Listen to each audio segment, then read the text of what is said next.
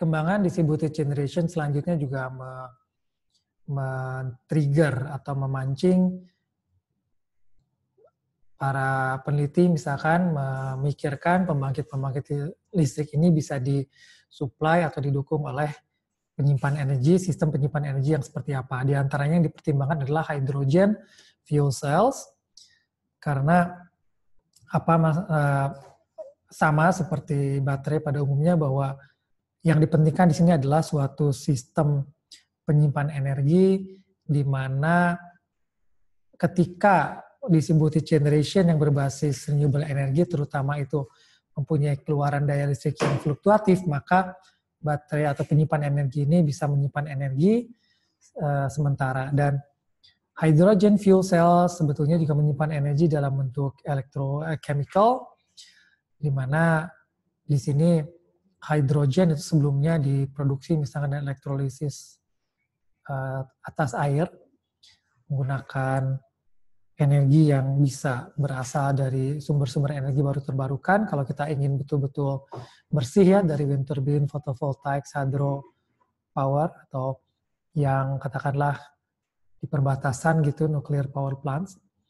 Nah, kemudian hidrogen ini akan digunakan untuk mengoperasikan fuel cells. Jadi, fuel cells ini akan dioperasikan ketika pembangkit listrik renewable tidak membangkitkan listrik, sementara demand membutuhkan listrik. Jadi di sini sebetulnya si hydrogen fuel cell energy ini bersifat seperti baterai yang bisa di-charge dalam tanda kutip dan di-discharge secara berulang kali. Jadi yang paling mudah misalkan ketika produksi listrik dari wind turbine atau photovoltaics itu berlebih, maka listriknya digunakan untuk menghasilkan hidrogen dari elektrolisis air. Nah, sebaliknya ketika tidak ada angin atau tidak ada cahaya matahari sehingga tidak ada listrik yang dibangkitkan oleh pembangkit listrik energi baru terbarukan, maka si hidrogen tadi digunakan sebagai bahan bakar untuk menggerakkan atau mengoperasikan fuel cells, membangkitkan energi. Jadi betul-betul sifatnya di sini sebetulnya seperti baterai, artinya menyimpan energi yang dalam bentuk hidrogen yang diperoleh dari energi yang berlebih, katakan yang melakukan elektrolisis, proses elektrolisis terhadap air, dan sebaliknya membangkit atau mengeluarkan energi yang disimpannya ketika si hidrogen ini kemudian digunakan sebagai bahan bakar di fuel cells.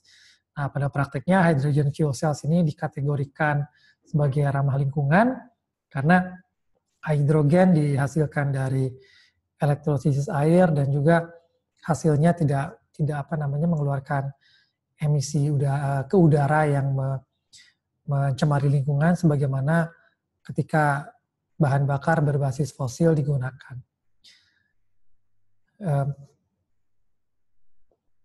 Oke, termasuk green, apalagi ya tentu saja ketika hidrogen ini dielektrolisis menggunakan pembangkit hijau, dan itu menambah secara keseluruhan hydrogen fuel cells adalah sistem penyimpan energi yang ramah lingkungan.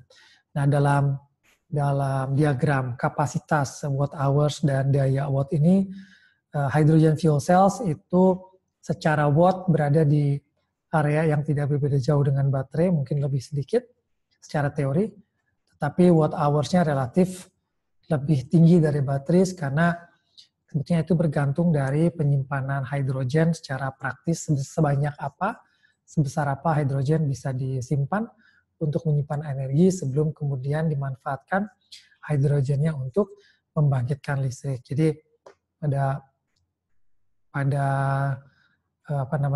tataran megawatt hours dan watt ini, hydrogen fuel cells itu berada relatif di atas baterai dalam kapasitasnya untuk daya yang juga sedikit lebih banyak atau lebih besar.